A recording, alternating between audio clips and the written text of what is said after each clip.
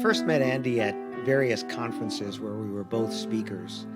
And we'd speak on similar topics, maybe a different approach, but we would speak about a lot of the same things.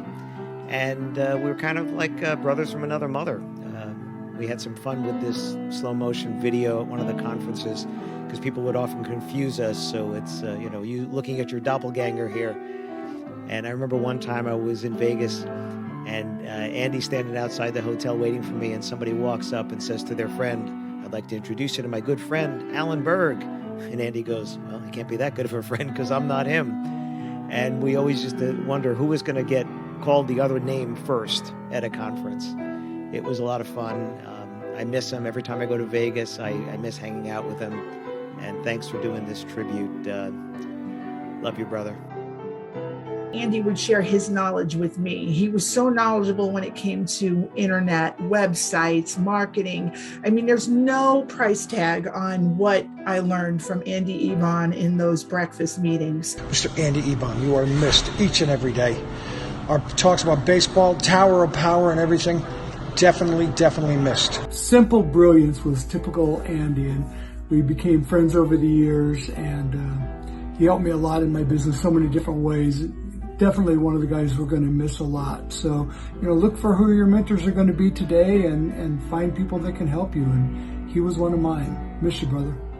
Andy Ebon, man, I'm going to miss that dude. He, Andy and I had one of those friendships. We didn't talk all the time, maybe once a month, every other month, maybe even. But when we did, oh God, our conversations were epic.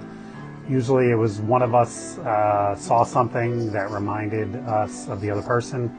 He would call sometimes about a Prince article he saw, or I would call about something I saw in the news or whatever. And sometimes we would talk literally until one of us said, "Hey man, my battery's about to die on my phone."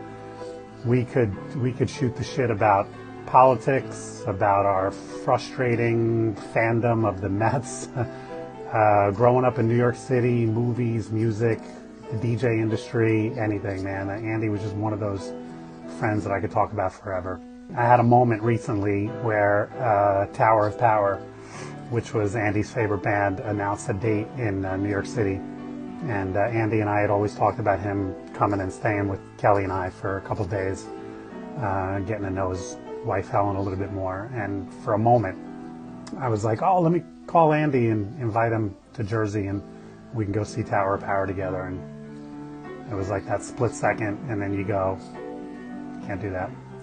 Andy helped me through one of the toughest times of my life professionally. He had some great advice for me, and was just a shoulder for me to lean on when I needed it. And for that alone, I'll always be indebted. But I'll miss those conversations, Andy. And maybe in your honor, the Mets can actually make some noise in the postseason. Maybe with you and my dad up there pulling the strings, that could help out. All right. Miss you. Love you, my friend.